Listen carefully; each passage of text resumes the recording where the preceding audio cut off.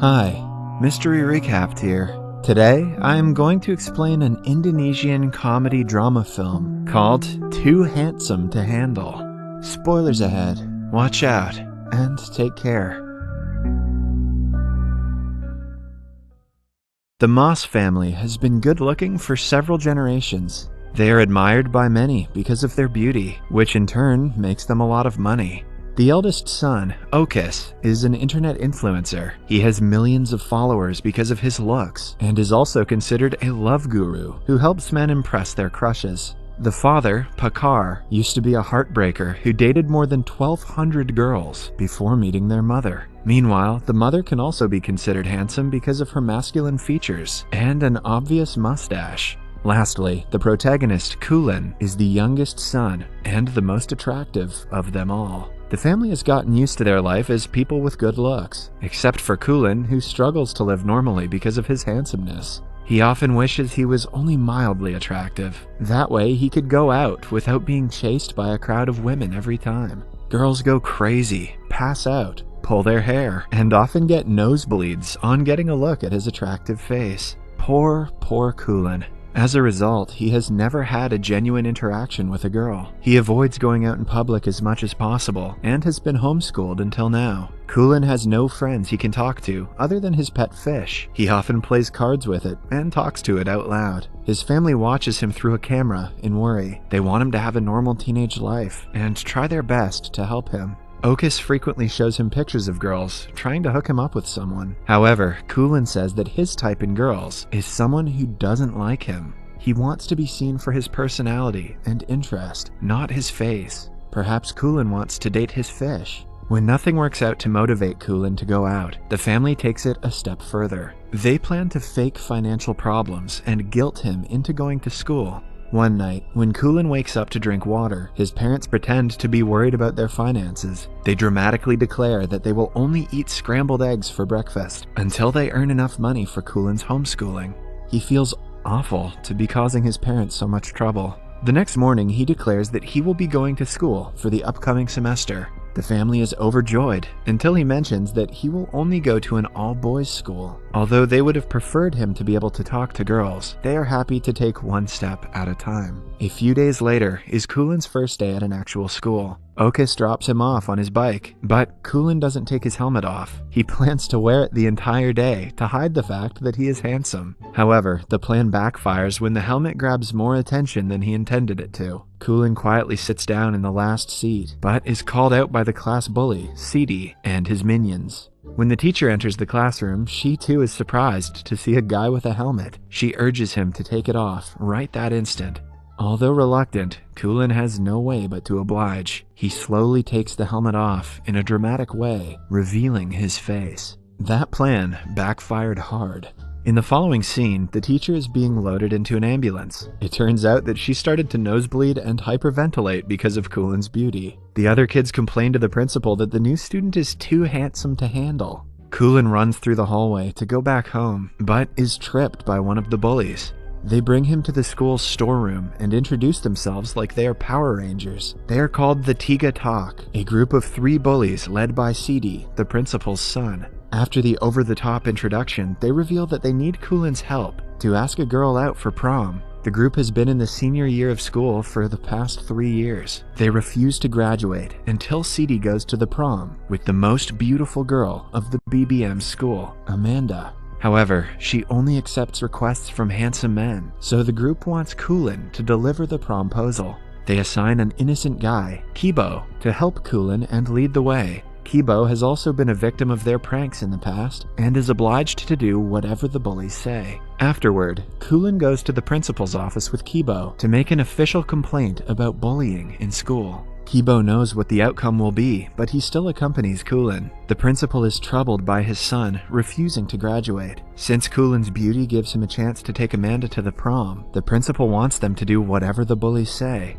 That evening, Kulin and Kibo decide to complete the task the next day and get rid of the responsibility. Kibo is the first person who has shown kindness to Kulin, unrelated to his beauty. Although the day didn't go as planned, he is happy to have gained a friend. The next morning they go to the BBM school, where the girls smell the presence of the boys. They are strict about not allowing ugly boys to enter the school premises. Hence, when they notice Kulin wearing a helmet, the entire school asks him to take it off. In a climactic scene, Kulin takes the helmet off, and mayhem ensues among the girls. Poor Kulin. Only a few hours later, the news makes it to the television. Clips of girls crying, bleeding through their noses, getting possessed, and jumping around are being shared all around social media. Kulin starts being known as the too handsome to handle guy. The hottest student of the BBM school and model named Amanda also hears the news and is instantly smitten with Kulin. He is the first guy who matches in beauty and status with her. She immediately makes it her mission to impress him. When the news becomes huge, a crowd of girls gathers in front of the mass residence. The family starts charging them money for a house tour. Kulin, who is hiding in the streets, sees his family on the news. He feels betrayed and used by his own people. When they call him, he refuses to come home and feels even sadder when his pet fish is mishandled and killed by the tourists. He is now on the roof of a building hiding from the maniacs, chasing him in the streets. Suddenly, a girl appears behind him and inquires if he is going to jump off the roof. Kulin looks at her in shock because she doesn't bleed from her nose or pass out upon seeing him. The girl refuses to talk and simply walks away. Kulin is so nervous that he can hardly speak. The encounter makes his day a lot better. A while later, he calls Kibo, who picks him up and invites him to his home. He and his grandmother welcome Kulin to stay for as long as he wants. On walking into Kibo's room, he sees 2 rare collectible playing cards and is amazed by them. They realize that they share several common interests, and playing card collection is one of them. The following day, they visit the all-girls school to look for the girl from yesterday. While they are at it, they also meet Amanda and give her the files of the promposal sent by CD. Amanda pretends to be unimpressed by Kulin's beauty, but after he leaves, her nose bleeds profusely. Kulin sees his crush on the stairs, but the other girls surrounding him do not allow him to meet her. For the next few days, Kibo and Kulin do everything together and become best friends. One afternoon, Kibo takes Kulin to play futsal, where he frequently goes to meet his crush, Riri. After the match, Kulin notices the girl from the roof working at a shop nearby. He cannot help but stare at her. Just then, Kibo arrives and introduces Riri to him. Kulin discovers that she is also Kibo's crush, who he was talking about earlier. The two seem to be pretty close, which makes Kulin jealous. He can hardly fall asleep that night because the feeling is new and confusing to him. Then, he remembers Okus is a love guru and fixes a meeting with him. When they meet the following morning, Okus breaks down crying tears of happiness. He has been waiting for this day to give his brother advice on girls. Kulin has forgiven his family for selling him out to his fans, because if that had not happened, he would never have met Riri.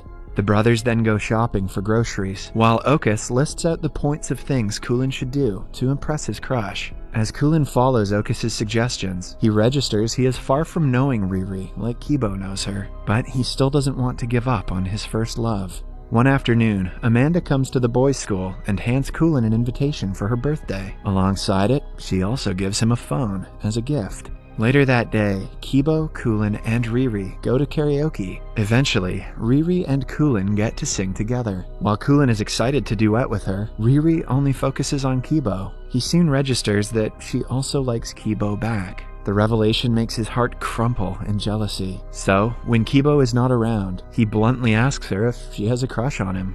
Initially, Riri denies it, but when Kulin lies about Kibo being in love with Amanda, her face drops. Her expression is enough to confirm his suspicions.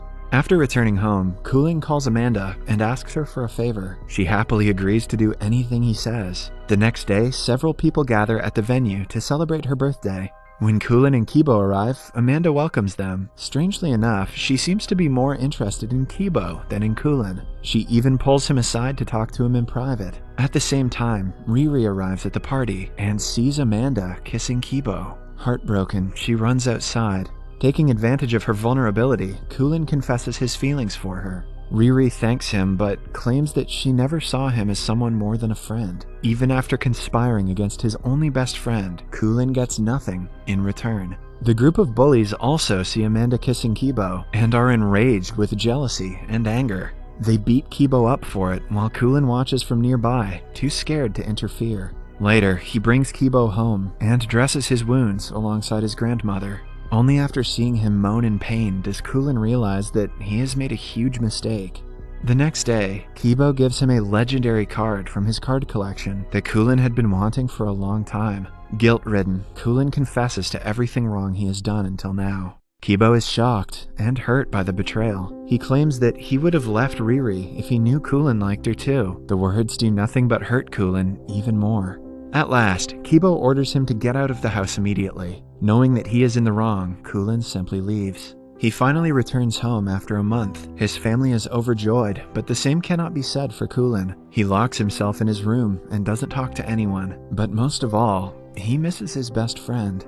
The two bump into each other at times, but never share anything more than a glance. At home, Kulin's mother is worried about his well-being. She approaches him one night and gives him his pet fish that never died. She also tells him that he can go back to being homeschooled if that is what he prefers. The family only wants his happiness and is ready to do anything for it. Kulin, touched by her words, realizes that he has people in his life who are rooting for his success. This motivates him to make things right between him and Kibo. The next morning, he runs to Riri and tells her everything. Following that, he goes to Kibo and tries to apologize. Although Kibo dismisses him at first, when asked about Riri, he starts to describe how much he loves her. Kulin shows him that Riri was listening to him on the phone the entire time. That way, he mends their relationship and goes back to being both of their friend. A few days later, they all go to prom together. Kibo's date is Riri, while Kulin's date is Amanda. Whatever happened to that bully, CD? Who cares? As expected, Kulin and Amanda win the title of prom king and queen. Kulin hears a girl comment that he is only mildly handsome and is instantly drawn to her, indicating the start of a new relationship. Subscribe for more videos like this, turn on notifications, and leave a like to help the channel out. Thank you for watching.